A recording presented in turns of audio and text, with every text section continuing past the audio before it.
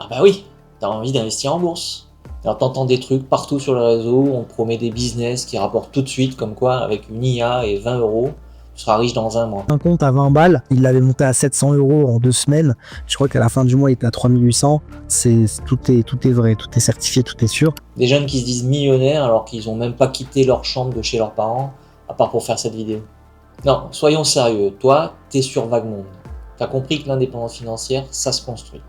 T'as compris que la bourse, c'est pas magique et que pour tourner le jeu à ton avantage, il faut t'investir en temps pour comprendre comment ça marche.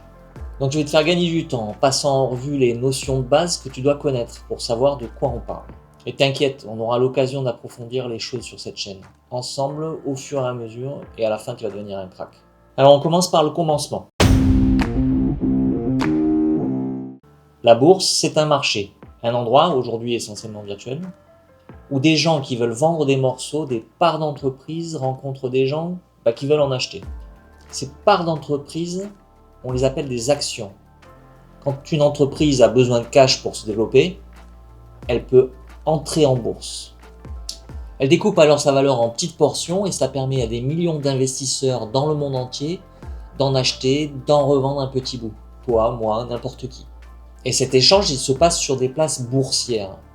Les principales, tu en as sûrement entendu parler. Le New York Stock Exchange, la plus grande place de marché du monde. Wall Street, les colonnes, la cloche qui sonne à l'ouverture, c'est là. Nasdaq, qui est également à New York, mais qui est plus orienté tech. Apple, Microsoft, Nvidia. Et en Europe, Euronext, qui regroupe Paris, Amsterdam, Bruxelles, Lisbonne. Le CAC 40 par exemple. La bourse de Paris, ça n'existe plus vraiment. Un point important à comprendre, c'est que ces marchés ont des horaires d'ouverture. Le New York Stock Exchange et le Nasdaq ouvrent à 9h30 heure de New York, soit 15h30 en France hexagonale. Ils ferment à 16h, soit 22h. Ça te paraît anodin, mais c'est crucial. Parce que si tu utilises une appli comme Revolut, Trade Republic, tu peux passer un ordre n'importe quand. Un samedi soir, par exemple, tu décides d'acheter une action. L'appli, elle prend ton ordre, mais en fait, elle va l'exécuter uniquement au prix du lundi matin à l'ouverture. Et ça, c'est un prix que tu n'avais pas anticipé. Sur les marchés financiers, on peut spéculer sur à peu près n'importe quoi. Pour les devises, on appelle ça le forex, les matières premières, le pétrole, l'or, le blé ou encore les crypto-monnaies. Tu as les options et produits dérivés qui sont des contrats financiers complexes.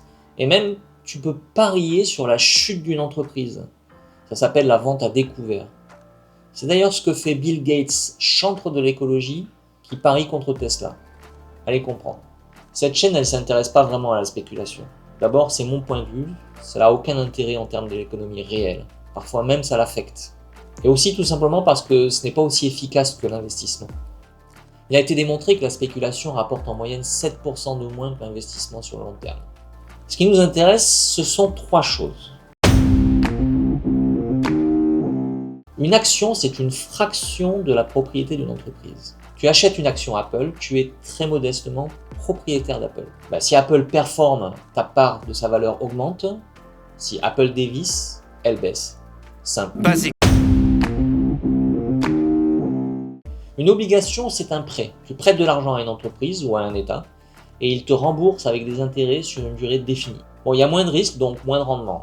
C'est le placement du bon père de famille. Pas très excitant, mais c'est utile pour se diversifier. Un indice, c'est un ensemble d'actions qui permet de se rendre compte de l'état d'un marché.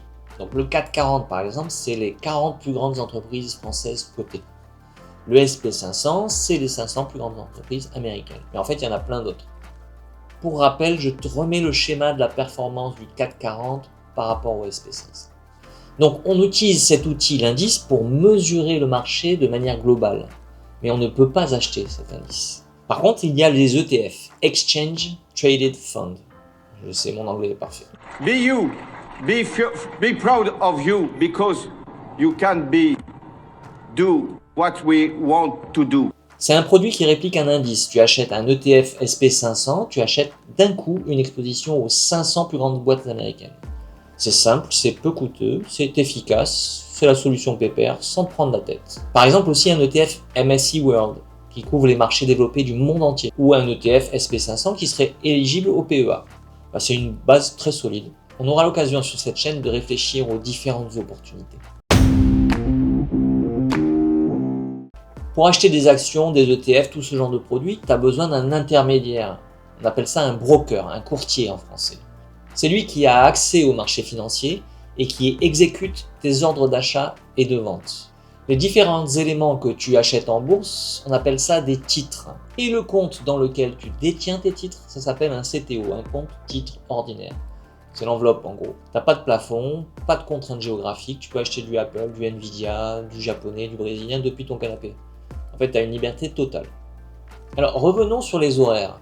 Les marchés américains par exemple ouvrent à 15h30 heure de Paris. Donc tu évites les premières et les dernières minutes de séance. Parce que la volatilité est au maximum, les prix bougent très vite. Si tu débutes, tu passes tes ordres en milieu de séance. Et tu utilises plutôt des ordres à cours limité plutôt que des ordres au marché. Et avant de passer le moindre ordre, j'insiste là-dessus, il te faut un plan. Pas besoin qu'il soit parfait dès le départ. Mais tu dois savoir combien tu investis, à quelle fréquence, sur quoi, dans quel but. Sans ça, tu navigues à vue. Et naviguer à vue en bourse, ça coûte cher. J'espère pouvoir bientôt t'aider sur la question de la mise en place d'un plan. Ok, mais comment on gagne de l'argent en bourse? Alors tu achètes une action 100 €, elle monte à 150, c'est-à-dire que la demande pour cette action est devenue plus importante. Alors tu la vends, tu réalises une plus-value de 50 €. C'est une plus-value réalisée. Elle existe vraiment, tu l'as empochée. Tu seras amené à déclarer cette plus-value et à payer un impôt dessus. Ouais, c'est toi qui prends les risques avec ton argent et l'État veut sa petite part. Oh, je suis trop fort. J'aime pas tellement quand tu ris comme ça, patron. Ça me fait peur. Tant que tu n'as pas vendu, ta plus-value est dite latente ou non réalisée. Sur le papier, à ce moment-là, ton portefeuille vaut plus. Mais en fait, tu n'as rien touché, tu n'as rien à déclarer. Ça semble logique et pourtant certains États ont eu l'idée brillante de taxer les plus-values non réalisées. Donc les Pays-Bas en sont l'exemple le plus connu. Ils taxent un rendement fictif sur ton patrimoine financier, que tu aies vendu ou pas. Résultat, des investisseurs contraints de vendre des actifs juste pour payer l'impôt. Une absurdité économique. Et un précédent en Europe qui devrait nous rendre vigilants, surtout dans un contexte politique en France où ce genre d'idée semble ressurgir. La moins-value, c'est le contraire. Tu vends moins cher que tu as acheté. En général, t'évites. Mais dans certains cas, c'est utile, comme pour compenser les plus-values, ou quand tu crois plus du tout en une valeur. Quand tu fais de la moins-value, l'État ne te rembourse pas. Bizarre. Comme c'est bizarre. Alors certaines entreprises reversent une partie de leurs bénéfices directement aux actionnaires, sous forme de dividendes. Tu détiens des actions, tu touches un versement régulier, trimestriel ou annuel selon les entreprises. Les ETF aussi peuvent distribuer des dividendes. On parle d'ETF distributifs. Ou alors les dividendes sont automatiquement réinvestis dans le fonds, et là c'est un ETF capitalisant. Pour un investisseur long terme qui cherche à faire croître son capital, le capitalisant est généralement plus efficace. Les intérêts composés font leur travail sans que tu aies à te préoccuper de quoi que ce soit. On consacrera un épisode entier à la fiscalité, la flat tax, le PEA, les abattements, tout ça. C'est un sujet qui mérite qu'on prenne le temps. Alors je viens d'évoquer les intérêts composés. C'est sans doute l'aspect le plus important de quelqu'un qui voit sur le long terme comme toi, qui est maintenant abonné à cette chaîne. C'est l'accumulation du capital et des intérêts gagnés sur ce capital qui, comme une boule de neige, augmente l'enveloppe d'année en année. C'est très important comme sujet et tu verras qu'on y reviendra très souvent sur cette chaîne. La bourse, ça comporte des risques, et même des risques de tout perdre. Le rendement, c'est la récompense du risque et de l'effort. Si le livret A rapporte 1,5%, c'est parce que tu ne fais rien, tu n'as pas besoin de comprendre, l'État garantit tout relativement. Le marché va te payer exactement à cette hauteur-là. Tu vois ces pubs partout, l'IA investit à ta place 30% par an sans rien faire. Ça n'existe pas, ça n'a jamais existé, et ceux qui te vendent ça le savent très bien. Tu veux du 10-15%, il faut comprendre ce qu'on achète, accepter que ça baisse parfois, ne pas paniquer. La volatilité, c'est l'amplitude des variations d'un actif. Une action qui monte de 3% un jour et redescend de 4% le lendemain est volatile. Un ETF monde qui bouge de 0,3% par jour l'est beaucoup moins. Plus un actif est volatile, plus le potentiel de gain est élevé. Et plus le potentiel de perte l'est aussi. Alors concernant les ETF ou la volatilité, mon choix personnel, je te l'ai déjà dit, c'est d'aller chercher directement les plus grands acteurs du SP500. Ouais, le SP500, c'est pas 500 entreprises égales. Les 10 premières représentent à elles seules plus de 35% d'indices. Apple, Nvidia, Microsoft, Amazon, Meta, Alphabet, etc. La volatilité, pour des investisseurs long terme comme nous, on s'en fout. Je m'en fous comme de l'an 40. Tu m'entends, je m'en fous. Mais alors je m'en fous. Je peux pas te dire à quel point je m'en fous. La vraie question, c'est de comprendre sur quoi on investit, c'est de suivre les entreprises sur lesquelles on investit. Et c'est de faire l'inverse des autres qui paniquent. Comme dit Warren Buffett, be fearful when others are greedy and greedy when others are fearful. C'est-à-dire, soyez prudents quand les autres sont avides et avides quand les autres sont prudents. Ou plus simplement, achète quand ça baisse, vends quand ça monte. Mais il faut donc avoir un plan et voir sur le moyen long terme. Regarde, voici la courbe de Tesla, qui est une valeur très volatile, sur 6 mois. Là, tu te dis, il faut vendre. Hein. Et voici la courbe de Tesla sur 7 ans.